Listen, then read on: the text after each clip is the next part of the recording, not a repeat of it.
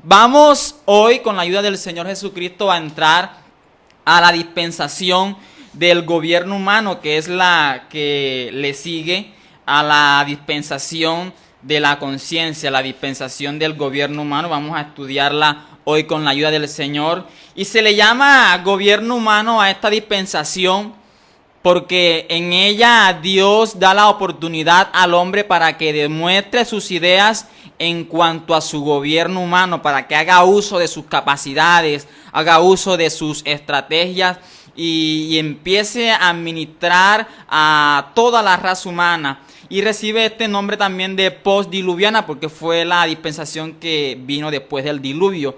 Y esto que le voy a decir es un dato aproximado, no es concreto. Duró esta dispensación 420 años, son datos aproximados de acuerdo a algunos estudios teológicos que se han hecho.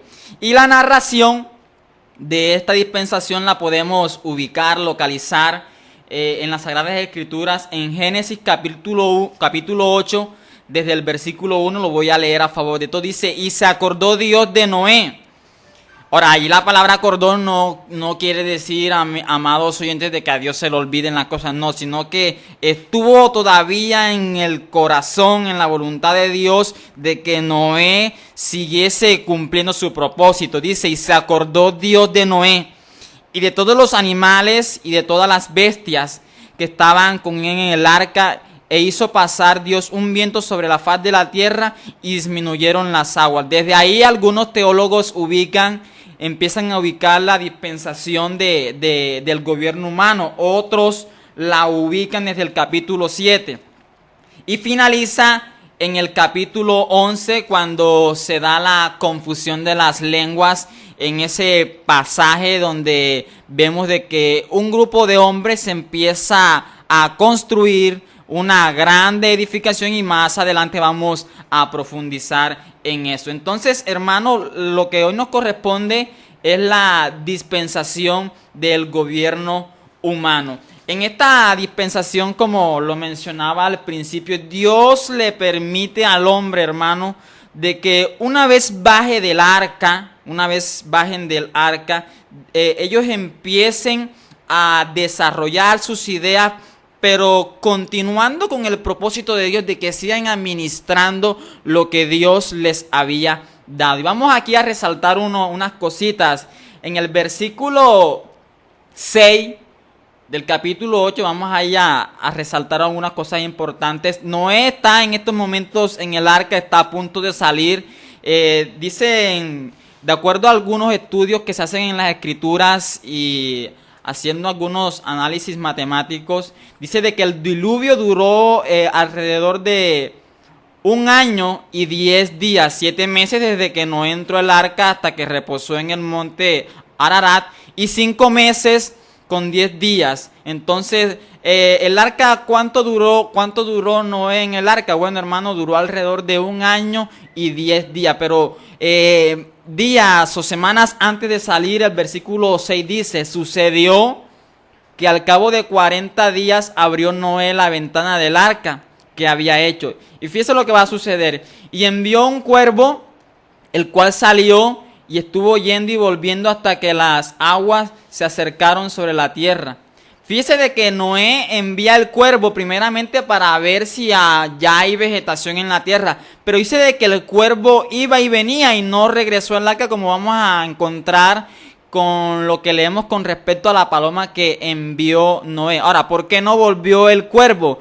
Hermano, porque hasta ese entonces todavía, hermano, había cuerpos descompuestos sobre la faz de la tierra, y por ser el cuervo un carroñero, se alimentaba de esos cuerpos podridos, y fue una de las razones por la cual ese cuervo iba y venía y no regresó más al arca.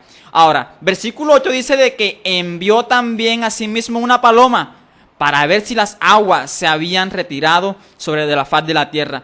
Y no halló la paloma donde sentar la planta de sus pies, y volvió el arca. Y nótese de que en este versículo se resalta de que la paloma volvió al arca porque no encontró lugar para reposar sus pies o sus paticas, como usted lo quiera tomar.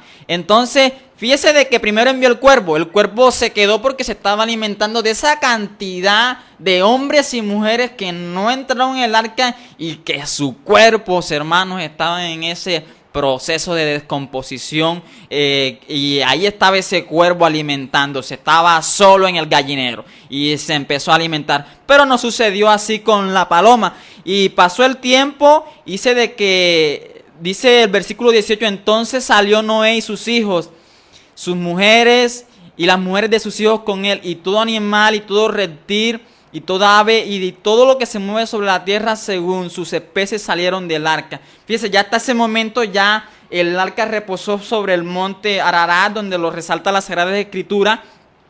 Y Noé abrió, y hermano, y colóquese en el lugar de Noé, hermano. Toda la raza humana había muerto, y solo 8 personas en el mundo, hermano, con una nueva misión, la cual vamos a leer nuevamente.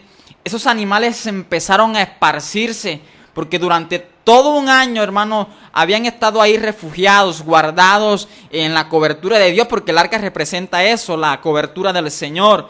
Y se abrió el arca y empezaron a salir, empezaron a esparcirse por todo el territorio. Y el versículo 20 dice, y edificó Noé un altar a Jehová, y tomó de todo animal limpio y de toda ave limpia y ofreció holocausto a Dios. Fíjese de que por iniciativa propia el hombre ofrece holocausto a Dios en gratitud por la liberación del desastre, hermano. Esto es lo que enseña la conciencia que tenían ellos de la forma verdadera de llegarse a Dios. Cuando usted lee las Sagradas Escrituras, no hay un mandamiento específico de lo que tenía que hacer el ser humano para acercarse a Dios, pero Noé, en agradecimiento por lo que Dios había hecho con él y con su familia, edificó un altar. Y ese altar tocó, ministró el corazón de Dios. Debe ser la actitud también de nosotros. Amén. Ser agradecidos cuando Dios nos liberte, cuando Dios nos saque de un momento, hermano, de apuro, de desastre. Siempre ofrecerle un altar a nuestro Señor, sea bueno o sea malo lo que nos suceda. Pero fíjese de que ese altar dice, y percibió Jehová olor grato. Ministraron el corazón de Dios con ese altar. Y dijo Jehová en su corazón, no volveré más a maldecir la tierra por causa del hombre, porque el intento del corazón del hombre es malo desde su juventud, y ni volverá más a destruir todo ser viviente como he hecho. Fíjese de que ese altar, esa actitud que tomó Noé, tocó el corazón de Dios. Pero, hermano, antes del diluvio, el hermano Orley mencionaba de que había un solo clima. No sabemos qué clima, pero ese clima debía ser agradable para el ser humano. Con ese clima se sentía la raza humana agradable, no había desesperación, no vemos estos cambios climáticos que vemos ahora. Y el diluvio trajo como consecuencia esa alteración climática. El 22 dice, mientras la tierra permanezca, no cesará la sementera ni la siega. Dice, el frío y el calor, el verano y el invierno. Dice, ya empiezan a salir las estaciones que vemos en las diferentes partes del mundo. La costa atlántica se caracteriza por ser caliente. Hay otras partes donde son frías, otras cálidas. Pero eso se produjo gracias o fueron efectos que trajo ese diluvio. Pero como Noé se encontraba solo con su familia, Dios recuerda, o Dios también bendice a la familia de Noé y les da un mandamiento en el capítulo 1 del versículo, en el capítulo 9 del versículo 1, dice, y bendijo Dios a Noé, habló bien de Noé y de sus hijos y les dijo, fructificad y multiplicad, vea, fructificad y multiplicaos y llenad la tierra. Ahí está el mandamiento de repoblar, de llenar la tierra, lo cual quiere decir de que Noé con su familia debían repoblar la tierra. Solamente estaban ellos, los 8, allí sobre la tierra solo. Y el trabajo, hermano, el trabajo de ellos era multiplicar. Y dice, bueno, no te vas a concentrar a ver televisión, vas a multiplicar la tierra, vas a procrear y vas a llenar la tierra como sucedió anteriormente. pero búsquenme, pero no se distancien de mí, que mientras están gobernando, mientras están administrando lo que yo les he dado, permanezcan siempre a mi lado. Esa era la voluntad de Dios. Pero ese diluvio o lo que sucedió con anterioridad, ese gran diluvio también trajo consecuencias. Cuando nosotros estudiamos la conciencia de la dispensación, de la conciencia y de la inocencia, vemos de que el ser humano tiene una cercanía con los animales, no hay temor, pero el diluvio también trajo como consecuencia esto que vamos a leer en el versículo 2 del capítulo 9. Dice: el temor y el miedo de vosotros estarán sobre todo animal de la tierra, y sobre todas las aves de los cielos, y de todo lo que se mueve de la tierra, y de todos los peces del mar, y en vuestras manos son entregados. Fíjese de que ya hay un distanciamiento entre los hombres y los animales. Cuando usted, los que frecuentan ir al campo y usted intenta coger algún animal, ese animal por instinto inmediatamente huye. Hay miedo. Por eso, hermano, por lo que sucedió en este momento, en este momento de la dispensación, y eso ha permanecido y eso ha continuado vigente hasta el día de hoy, continuará hasta que Cristo venga. Pero el versículo 3 dice: todo lo que se mueve y vive os será para mantenimiento, así como las legumbres, plantas verdes, os he dado todo. Pero carne con su vida, que es su sangre, no comeréis. Fíjese de que al principio el ser humano solamente se alimentaba era vegetariano, de la vegetación, y ahora se le anhela algo más. Ya puede comer de los animales, ya puede comer de cuanto animal se arrastre, pero hay una recomendación. Dice: pero carne con su vida, que es su sangre, no comeréis. ¿Por qué la sangre, hermano? Porque la sangre es la que proporciona la vida en el ser humano y en los animales. Entonces, las leyes sobre la alimentación vegetariana, se le agrega también la alimentación carnívora, sin limitaciones. Es eso lo que él mencionaba, ingerir la sangre. Pero también, fíjese todos los cambios que se están dando en esta dispensación, en la dispensación del gobierno humano. Y cuando hablamos del gobierno humano, vamos a aterrizar en el versículo 5 del capítulo 9, que es lo que es la autoridad que se le da al ser humano de demandar la vida sobre otro cuando suceda algo. Vea, el versículo 5: porque ciertamente demandaré la sangre de vuestras vidas, de mano de todo animal la demandaré, y de mano del hombre, de mano del varón de su hermano demandaré la vida del hombre. El que derramare sangre de hombre, por el hombre su sangre será derramada, porque a imagen de Dios es hecho el hombre. Entonces aquí vemos, amados oyentes, cómo se le da la responsabilidad al hombre de hacer justicia por sus propias manos. Se le da la autoridad para administrar justicia y gobernarse a sí mismo. Y es una de las leyes que obra en muchos países, la pena capital, hermano, donde las autoridades se les da ese permiso de obrar sobre la vida de otro cuando haya cometido algún acto que viole las leyes o la constitución de ese país. Eso lo vemos en muchos países. Pero fíjese de que eso viene de ahí, de las Sagradas Escrituras: y demandaré la sangre del hombre, porque el hombre su sangre será demandada, porque a imagen de Dios fue hecho el hombre. Entonces ahí vemos otro cambio, ¿cómo decirle? Lo que se le dio al hombre para administrar, para gobernar la raza humana. Y el versículo 7 habla de esa nuevo mandamiento que el Señor les da: más vosotros fructificad y multiplicaos, procread abundantemente la tierra y multiplicaos en ella. Y era lo que Noé debía de hacer. Entonces, amados hermanos, cuando leemos la dispensación del gobierno humano, ahí vemos muchas cosas. muchos cambios que en la anterior no notábamos. Ahora, cuando vamos en el capítulo, desde el capítulo 18 en adelante, vemos todo lo que va distanciando al hombre de Dios. La moral y la espiritualidad del ser humano se va distanciando y va degradándose de tal manera que el hombre, hermano, el hombre hace cosas que ofenden al Señor. Entonces, eso lo vemos en el versículo 18 del capítulo 9. Dice: y los hijos de Noé que salieron del arca fueron Sem, Can, el padre de los cananeos. Estos son los hijos de Noé, y de ellos fue llenada la tierra. Dice, después comenzó Noé a labrar la tierra y plantó una viña. Vea, hermano, aquí vamos a notar el primer borracho de las Sagradas Escrituras.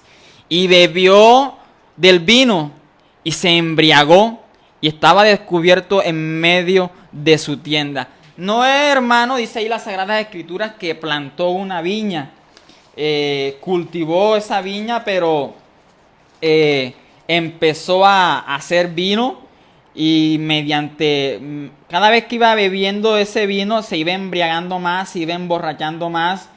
Dice de que se desnudó, quedó desnudo, quedó descubierto en su tienda, y eso es lo que produce, hermano, el alcohol en muchas vidas. Y hablaba con un hermano y decía, muchos dicen de que el ron es sabroso, pero al momento de tomárselo arrugan la cara. Eso no es sabroso nada, hermano. Entonces, Noé, hermano, fue el primer borracho en las Sagradas Escrituras, tomó vino, y como consecuencia de eso quedó desnudo en su tienda.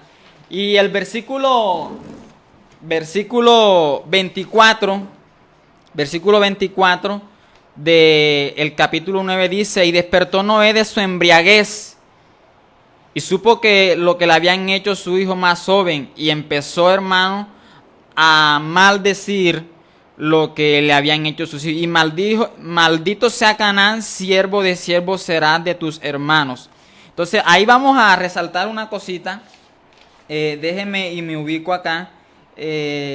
Cuando hablamos de esa maldición, muchos la catalogan como cuando África, por ser un país, por ser un continente muy pobre, dicen de que fue producto de lo que Noé dice. No, vamos a ver eso. Todo el capítulo 10 nos narra el proceso de la expansión de toda la raza humana en la distribución sobre la tierra. Los hijos de Can, hablando de los hijos de Can, que fueron Cus, fueron Misram, Fut, Canaán. Estos poblaron lo que conocemos hoy como Arabia y África. Los hijos de Sem, ahí vamos a ver, lo vamos a leer ahora, fueron Elam, Asur, Arfad, Lut y Arán. Y de Arfad descendieron los hebreos. Estos poblaron lo que hoy conocemos como Palestina y Asiria. Y los hijos de Jafé fueron Gomer, fueron Madai, Tubal, Tiras, Magot, Javán y Maset. Estos poblaron lo que es hoy Asia Menor y Europa. Pero entonces continuamos con lo que Noé le está diciendo a sus hijos. Dice el 26, dijo más: bendito por Jehová, mi Dios, sea Sem. Y de Sem viene ese linaje, viene esa descendencia donde un día iba a nacer nuestro Mesías, sea Canaán tu siervo. Dice: engrandezca Dios a Jafet y habita en las tiendas de Sem, y sea Canaán su siervo. Y vivió Noé después del diluvio 350 años. Y aquí vamos notando, hermano, cómo la moral y la espiritualidad del ser humano se va distanciando del Señor. Ahora, yo les decía de que no se refería a esa maldición que cayó sobre los africanos, como algunos lo dicen. La maldición de Noé sobre Can no se refiere a los africanos como algunos han sugerido, ya que ellos son descendientes de Can. A través de Cus, que fue quien pobló especialmente el norte del continente africano. Can habitó en lo que hoy conocemos como Palestina o la tierra de los filisteos. La maldición sobre Can se cumplió literalmente con la desaparición completa de los cananitas. Pero ¿cuál era el mandamiento, amados hermanos? Era poblar, era multiplicar, era repoblar la tierra porque estaba vacía. Pero cuando entramos al capítulo 11, y es precisamente en el capítulo 11 donde finaliza la dispensación de la conciencia, vemos de que la raza humana se estaba concentrando en una parte y no era lo que Dios había establecido. Y como en toda dispensación Dios le da el privilegio al ser humano, pero el ser humano, guiándose por su razonamiento, por sus leyes, termina cometiendo actos que lo distancian del Señor. Y el capítulo 11 dice: tenía entonces toda la tierra una sola lengua. Ahora no sabemos cuál era esa lengua, la cual se hablaba hasta ese tiempo. Algunos dicen de que pudo ser el hebreo. Son comentarios teológicos.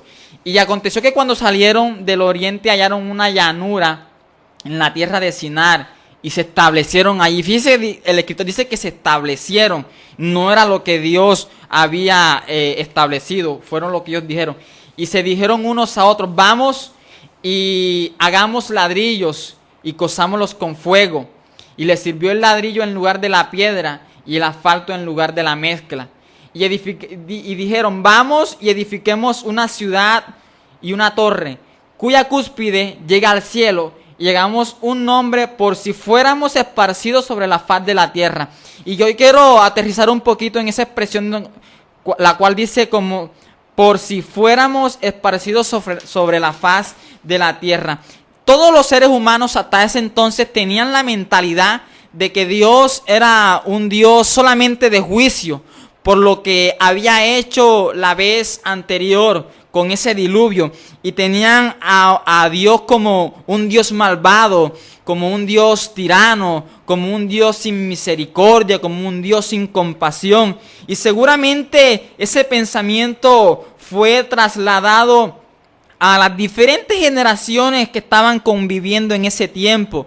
Y en el versículo 4 dice: vamos y edifiquemos una ciudad, una torre, cuya cúspide llega al cielo. O sea, el objetivo de ellos era edificar una ciudad bien cerrada, bien amurallada, pero una ciudad con una torre muy alta, por si algún día, estoy parafraseando, por si algún día Dios tomara la decisión de destruir nuevamente la tierra, podamos refugiarnos en esa ciudad y las aguas o ese diluvio no nos alcancen. Pero de pronto se les había olvidado lo que Dios dijo en los pasajes anteriores, porque Dios dijo de que no iba a destruir más la tierra mediante diluvios. Pero en sus razonamientos, en su gobierno, tomaron la decisión, hermanos, de edificar esa ciudad, una torre. Y eso era como rebeldía, eso era como distanciarse de lo que Dios había determinado. Entonces, cuando leemos el fin de esta dispensación, que es la del gobierno humano, vemos como esa raza humana, bajo los efectos agudos del pecado y bajo el dominio de Satanás, fue llevado a rebelarse nuevamente contra Dios.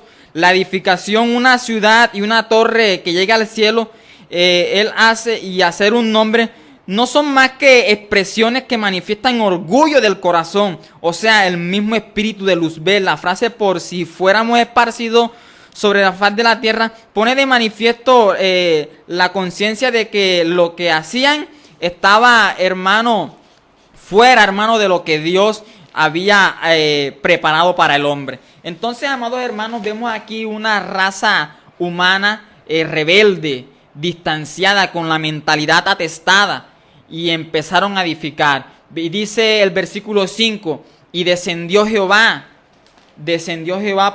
para ver la ciudad y la torre que edificaban los hijos de los hombres. Y dijo Jehová: he aquí el pueblo es uno, y todo esto tienen un solo lenguaje, y han comenzado la obra, y nada les hará desistir. Ahora, de lo que han pensado de hacer. Fíjense de que allí tienen una sola mente y tienen un solo espíritu, pero para ir en contra de lo que dice del Señor.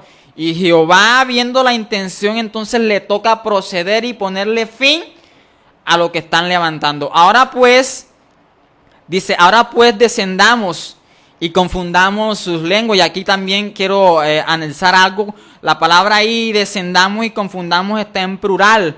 Para los que no creen a la Trinidad, ahí eso está encerrando la unidad y pluralidad de Dios. Cuando dice descendamos, está ahí hablando Padre, Hijo y Espíritu Santo, y confundamos, está en plural, y confundamos sus lenguas, para que ninguno entienda el habla de su compañero. Fíjese de que la Biblia, hermanos, da origen a todo, y vamos a ver cómo se generaron, cómo sucedieron los idiomas que hoy en la actualidad escuchamos. Dice, así los esparció Jehová desde allí sobre la faz de la tierra y dejaron de edificar la ciudad. Hermano, Dios viendo la intención de estos hombres, Dios dijo, yo no los mandé a que se establecieran en esta llanura. Mi propósito es de que se expandan. Y Dios, hermano, utilizando sus medios, hermano, recurre a su sabiduría. Dice, vea, interviene en la confusión de lenguas.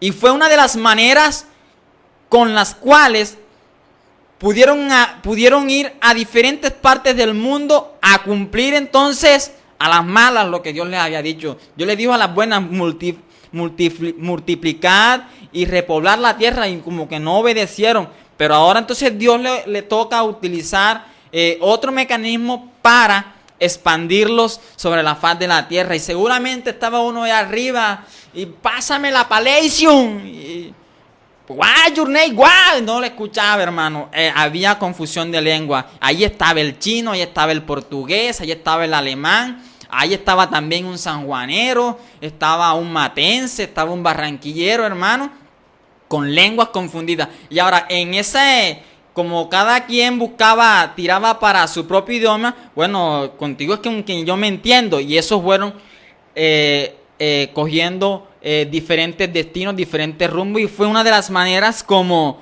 repoblaron, se esparcieron sobre la faz de la tierra. Entonces, así los esparció Jehová desde allí sobre la faz de toda la tierra, y dejaron de edificar la ciudad. Por esto fue llamado el nombre de ella Babel. Babel significa confusión, y el pasaje lo dice, porque allí confundió Jehová el lenguaje de toda la tierra. Desde allí los esparció sobre la faz de toda la tierra. Entonces, hermanos, esta dispensación comienza con la salida de Noé del arca y termina con la expansión de toda la raza humana sobre la faz de la tierra. Pero antes de terminar, quiero mencionar a un hombre llamado Nimrod. Fue ese hombre al cual lo empezaron a catalogar como rey.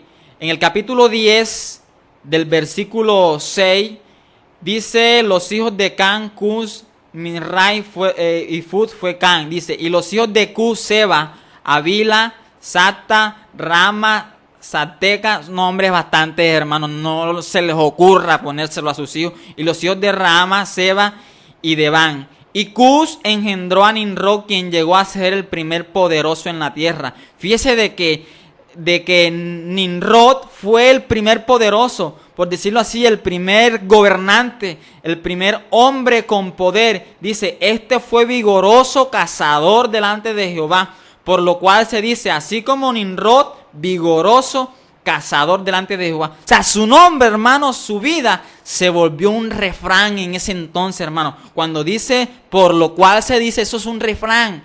Eso se puso allí como un dicho, así como Nimrod, vigoroso cazador delante de Jehová. Y fue el comienzo de su reino Babel. Primero comenzó construyendo una ciudad Babel. Unos dicen que fue la misma Babilonia, ese gran imperio. Y ese hombre, hermano, la gente de ese entonces lo empezó a catalogar como un dios, como un rey. Y fíjese de que su mente se iba distanciando de Dios. Y fue Nimrod, hermano, quien con sus ideas, con sus estrategias, aportó también en la mente de muchos hombres para que se construyese esa gran edificación, para rebelarse contra ellos. Dice que a esa edificación le iban a poner un nombre, hermano, como si Dios no tuviese el poder para destruir eso. Y hasta ahí, hermano, hasta la confusión de las lenguas termina la dispensación del gobierno humano. Y mañana, si Dios lo permite, estaremos dándole inicio a la dispensación patriarcal. Y al final de esta dispensación, la dispensación del gobierno humano, hay un hombre llamado Abraham que va a ser aquel hombre en quien empiece la bendición de la promesa en la cual Dios va a crear, va a levantar un nuevo pueblo, y esa la vamos a estudiar el día de mañana. Y con esto, hermano, concluimos y llegamos también a la conclusión de que cuando el ser humano empieza a gobernar algo, cuando el ser humano empieza a dirigir algo, pero distanciándose de Dios, basado en sus criterios, basado en sus ideas y no teniendo en cuenta a Dios, hermano, siempre traerá un juicio, un fracaso, consecuencias. Hermano, qué lindo sería, qué bonito sería que un presidente, antes de subir al poder y después de colocar su mano en la Biblia jurando de que va a gobernar cumpliendo la Constitución, también tenga en su corazón tener en cuenta a Dios, hermano, para que ese país camine y se levante en la bendición de Dios. Vamos a orar para darle gracias a Dios